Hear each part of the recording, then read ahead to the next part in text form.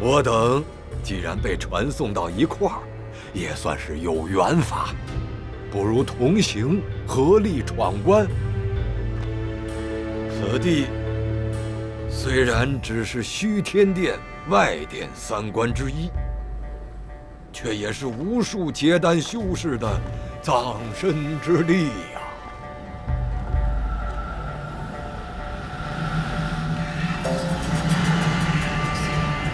这地方天寻地现，诸道两清，当真是一处凶地。